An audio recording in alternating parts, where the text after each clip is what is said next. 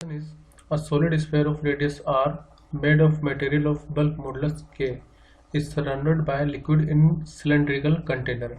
A massless piston of area A floats on the surface of liquid.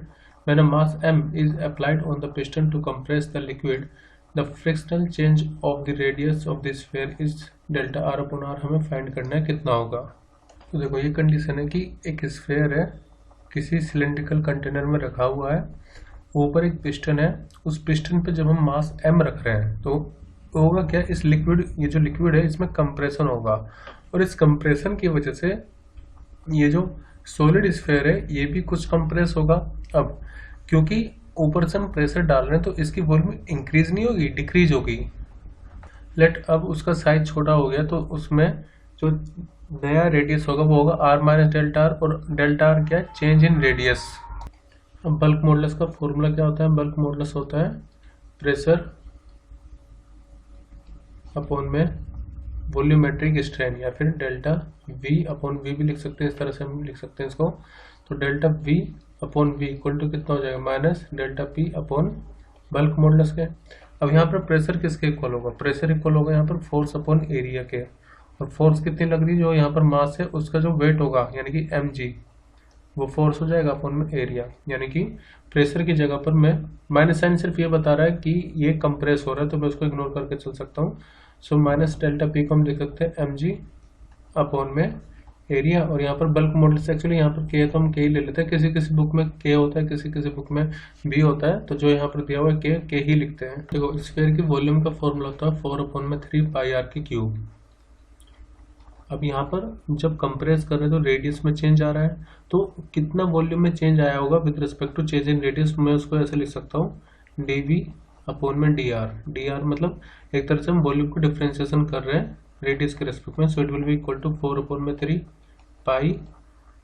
अब differentiation करेंगे r की cube का, तो r की क्यूब का जब भी डिफ्रेंसिएशन करोगे तो 3 तो आगे आ जाएगा और एक पावर कम हो जाएगी। मैंने जनरल फॉर्मूला अप्लाई किया, x की पावर n का डिफ्रेंसिएशन क्या होता है, n आगे आ जाता है और एक पावर कम हो जाती है, तो वो यहाँ पर हुआ है 4 अपॉन में 3 पाई 3 इंटू में r का स्क्वायर। और जो चेंज इन वॉल्यूम होगा हमें तो वो चाहिए, dv इक्वल टू कितना हो जाएगा 4 अपॉन में 3 पाई 3 r का स्क्वायर इंटू में dr। इसको कैपिटल लिख लेते हैं, 3 यहाँ से कैंसिल हो भी जाएगा।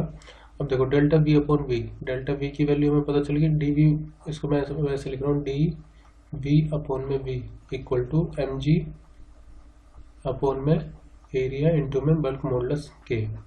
हमने dv की वैल्यू फाइंड कर ली जो कि है 4 पाई इंटू में r का स्क्वायर dr अपॉन में वॉल्यूम कितनी होगी 4 अपॉन में 3 पाई r की cube equal to mg upon में a के। अब 4 पाई और r स्क्वायर तो कैंसिल आउट हो जाएंगे, तो dr की वैल्यू कितनी आएगी, dr अपॉन r तो यहाँ पर रहेगा और यहाँ पर 1 अपॉन 3 भी है इक्वल टू mg अपॉन में a इंटू में k। एक्चुअली 1 अपॉन 3 बचेगा तो 3 जाएगा ऊपर यहाँ पर, सो 3 इंटू में dr अपॉन में r equal to mg upon में a के। तो जो dr अपॉन r हो जाएगा it will be equal to 1 upon में 3 mg अपॉन में a के। तो dr मतलब देखो ये पार्शियल डेरिवेटिव होती है dr, तो यहाँ पर तो वॉल्यूम सिर्फ रेडियस के रिस्पेक्ट में ही चेंज हुई है, तो इसलिए हम dr अपॉन r कितना लिख देंगे mg अपॉन में 3a के। ये आंसर होगा अपना। एक दूसरा तरीका भी था लेकिन वो काफ़ी बड़ा पड़ेगा, जैसे अगर आपको चेंज इन वॉल्यूम फाइंड करना है तो आप निकालेंगे v initial minus v final. v initial तो 4 अपॉन 3 पाई r क्यूब हो जाएगा माइनस v फाइनल 4 अपॉन में 3 पाई। अब यहाँ पर हम नया रेडियस लेंगे जो कि r माइनस डेल्टा r के इक्वल होगा।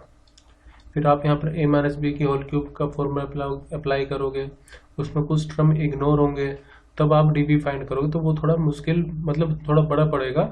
सो इट विल बी बेटर कि आप डिफ्रेंशिएट करके फाइंड कर लो कि वॉल्यूम चेंज कितनी हो रही है with respect to change in radius, तो वही हमें उसकी ज़रूरत भी थी, इसलिए मैंने डिफ्रेंशिएशन का यूज किया है।